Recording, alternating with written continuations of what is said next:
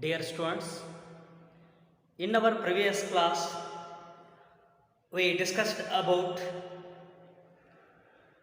the basic problems facing a country and the source of data and the scarcity of resources. All these things are studied in previous section. These studies required economics facts in terms of numbers. Such economic factors also known as data. In this, the chapter, the collection of data and the source of data and the scarcity of the resources, all these, the economic facts, they required economic facts in terms of number.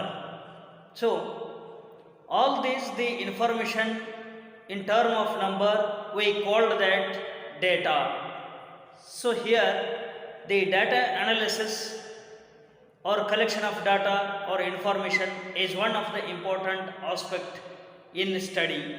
So today I start the statistics in economics. It means when we use economic facts in numbers, that the number is called as the statistics. So here the study of statistics means it is a study of the economic facts in terms of numbers. So the statistics in economics, how we use and how helps the statistics to economics for the analysis of the economic facts in terms of numbers. That the things are studied in this the section. Then the purpose of collecting data about these the economic problems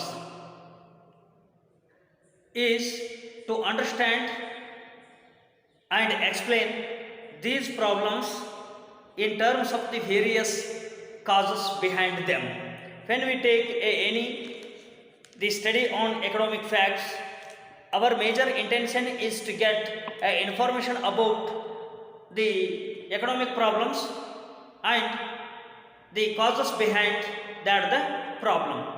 So when we take a study of the economic facts, we need the numerical, the facts, that the numerical term when we use in economics, that is the called as the statistics in economics. So today I start the another one concept of the statistics in economics.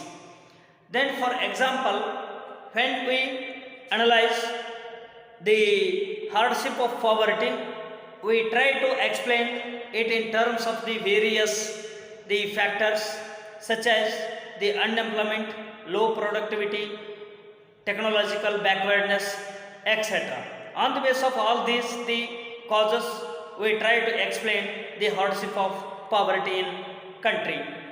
But what purpose does the analysis of poverty serve unless we are able to find ways to mitigate it? But when we are not, they explain with the help of statistics that the hardship of the poverty, there is no the useful of that the economic analysis. Then we may therefore also try to find them these the measures to solve that the problems. Here that the economic the measures are known as the policies. It means when we take any the measures to overcome the any economic the problems, that the measures is considering as the economic policies. All these economic policies are depending upon the economic facts and the economic the data. So when we analyze the economic the fact or the problem in terms of the numbers, then we find out the some measures to solve that the economic problem. So when the measures are taken by the government or the any agencies, such the measures are considering as the economic policies. Then, so do you realize then that no analysis of an economic problem would be possible without an economic problem, without data on various the factors underlying an economic problem. And in this situation, policies can be formulated to solve it. It means without the statistical data, we can't do anything. We can't do study anything on the economic the factors. On the basis of the statistics, when we take the economic problem or the factor to analyze, in that moment we also take the measures on the basis of all the data. So the statistics is very required to economic analysis. Then the what is economics is another one, the aspect is there. It means the what is economics, what is the stat? It means what are the statistics specific used in economic. It means how we use the stat in economics. So here the statistics in general we say that statistics is the study of numbers relating to selected facts in systematic form. So here the numbers relating to the selected the facts. The selected fact, it means the economic the problem may be there. So when the numbers relating to the selected the economic problem in systematic form, that is considered as the statistics in generally. Then in our daily language, word statistics used in two terms. That the term is the singular sense and another one the plural the sense. It means what is statistics or terms of the statistics is there. So the statistics terms which used in two way, that is the singular and another one the plural the sense. In the singular the sense, the statistics means the science of collecting, classifying and using statistical fact. The science of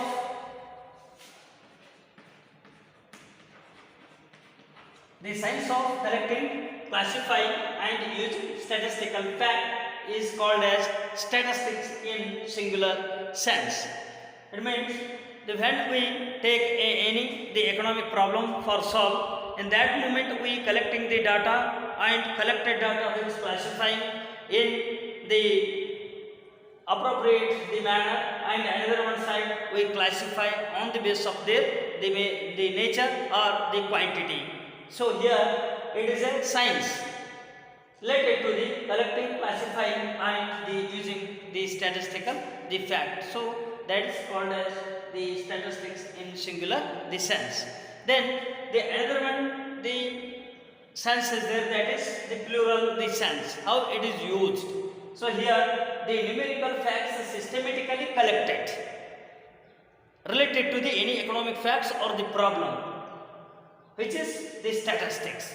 So it is described by the Oxford Dictionary. It means according to the Oxford Dictionary, the statistics is a numerical the facts systematically collected, which the collected data related to the any economic problem or any the economic facts. So that is called as the statistics in plural sense. But the statistics we use the simple meaning of statistics in plural sense, that is the data or information. So here the data are just the information about the any economic fact or problem. By data or statistics we mean both the quantitative and the qualitative the facts that are used in economics. When we analyze any the economic problem or facts, that the collected data or information which is in term of the quantitative and qualitative also. Therefore, in economics, when the researcher use the any data, that is the in the quantitative and qualitative the base. So for example, a statement in economics like the production of rice in India has increased from 39.58 million tons in 1974-75 to 58.64 million tons in 1984 and 85 is a quantitative fact.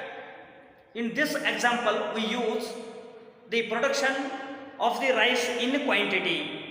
We say that 39.58 million tons in the year 1974 and 75 to 58.64 million tons in the year 1984 and 85. So this the production of the rice is in the quantity 39 to 58 million tons. So such type of the data we used in economy. When we use these data which considering as the quantitative facts of the economy, then the addition to this the quantitative the fact, here the qualitative data is also the used, or the qualitative the facts also used in economy for analyzing any economic facts or the problem. For example, gender that distinguish a person as man or woman or boy or girl. It is often possible to state the information about an attribute of a person in terms of degrees, like better or worse, skilled or unskilled, then sick or healthy, etc. Here, which the represents the character or degrees of the person or the group. So when the quantitative data used for analysis of the economic facts, the same way qualitative data is also used in economy. Then the information or statistics is often used in economics, and data also collected and stored systematically. So qualitative data are also the collected by the investigator as collection of the data of the quantity. So here the quantitative information like price, income and tax paid, etc. The same the process is in the collection of the data which are related to the qualitative or the attributes of the any economic the fact or the problem.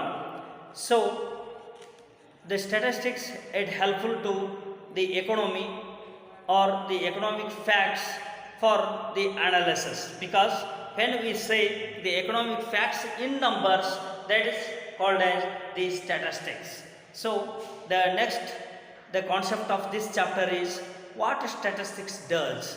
It means the statistics, the subject matter, how it is helps in economic the problem, that the concept is there. So I will continue this, the what statistics does, this concept in my next class.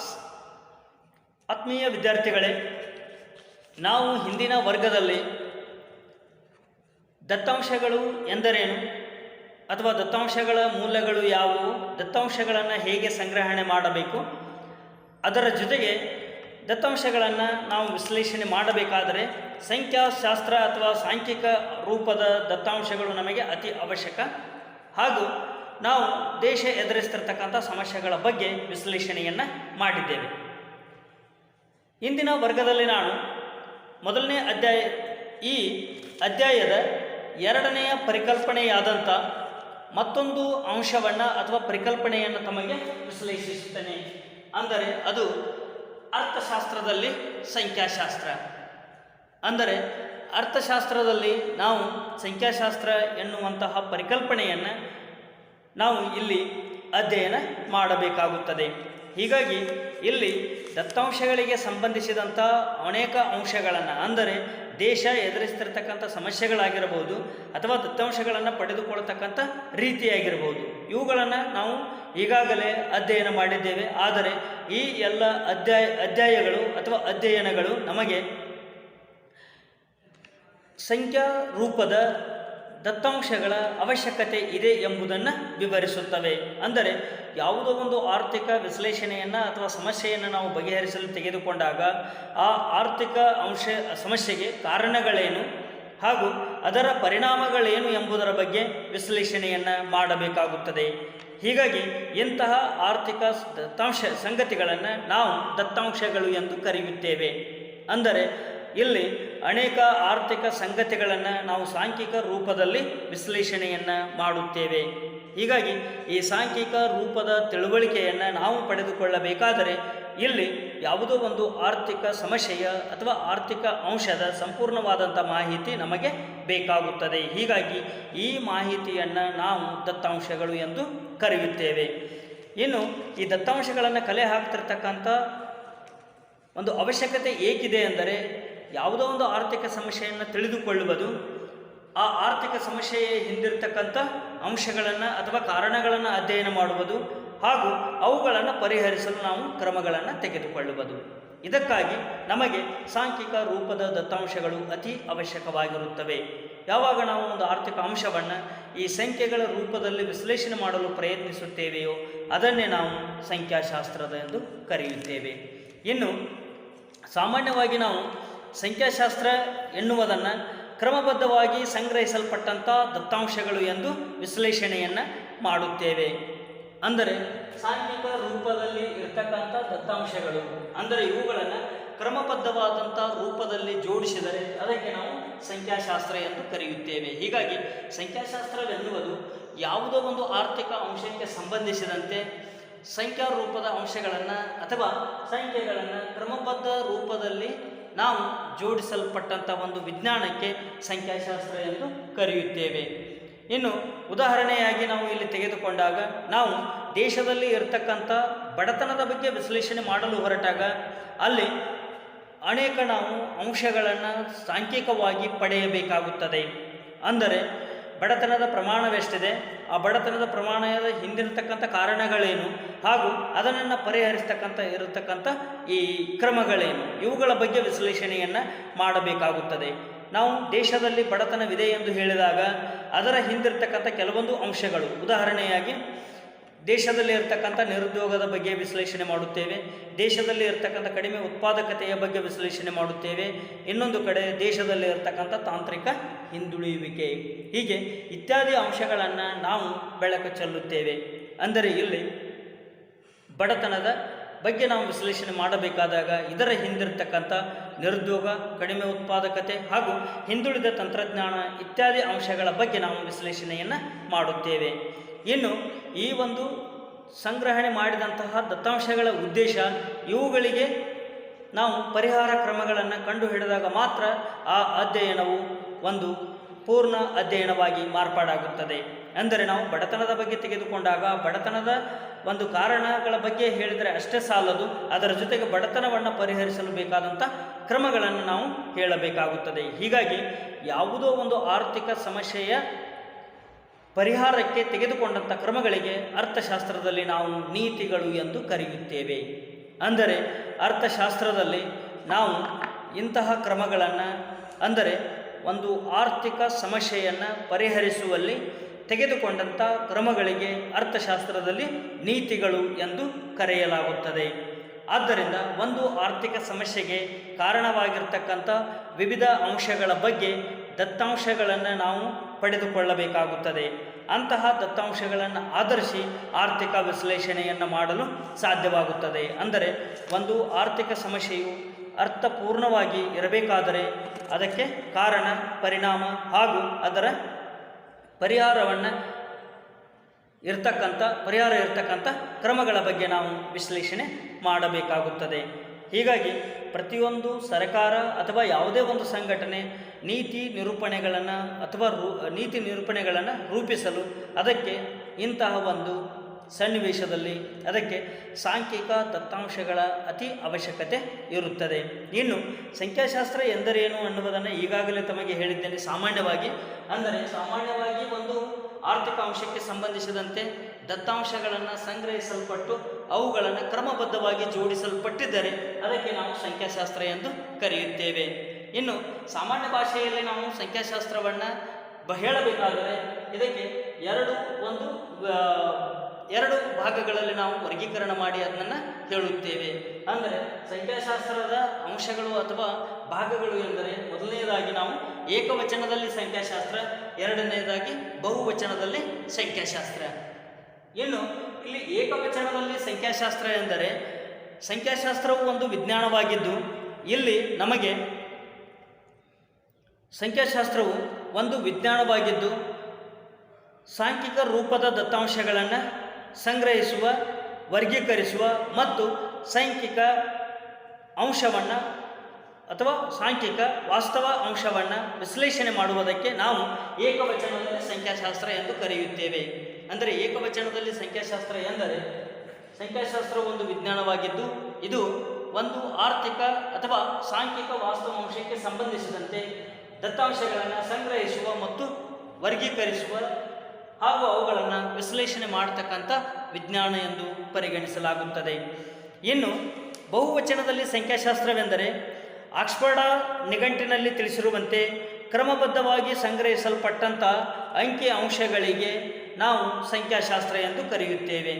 ಇನ್ನು Oxford ಡಿಕ್ಷನರಿಯಲ್ಲಿ ವಿವರಿಸಿದಂತೆ ಬಹುವಚನದಲ್ಲಿ ಸಂಖ್ಯಾಶಾಸ್ತ್ರವೆಂದರೆ ಕ್ರಮಬದ್ಧವಾಗಿ ಜೋಡಿಸಲ್ಪಟ್ಟಂಥ ಸಂಖ್ಯೆಗಳು ಅಥವಾ ಸಂಖ್ಯಾರೂಪದ ದತ್ತಾಂಶಗಳಿಗೆ ನಾವು ಇಲ್ಲಿ ಸಂಖ್ಯಾಶಾಸ್ತ್ರ ಎಂದು ಕರೆಯುತ್ತೇವೆ. ಇನ್ನು ಸರಳ ಭಾಷೆಯಲ್ಲಿ ಅಥವಾ ಬಹುವಚನದಲ್ಲಿ ಸಂಖ್ಯಾಶಾಸ್ತ್ರವನ್ನು ಸರಳವಾಗಿ ವಿವರಿಸುವುದಾದರೆ ಅದಕ್ಕೆ ನಾವು ದತ್ತಾಂಶ ಎಂದು ಹೇಳುತ್ತೇವೆ.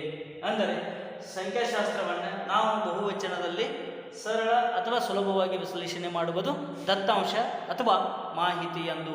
ಹೀಗಾಗಿ ಯಾವುದೋ ಒಂದು ಆರ್ಥಿಕ ಅಂಶಕ್ಕೆ ಸಂಬಂಧಿಸಿದಂಥ ದತ್ತಾಂಶಗಳನ್ನು ನಾವು ಇಲ್ಲಿ ಒಂದು ಸಂಖ್ಯಾಶಾಸ್ತ್ರದ ವಿಶ್ಲೇಷಣೆ ಎಂದು ಪರಿಗಣಿಸುತ್ತೇವೆ.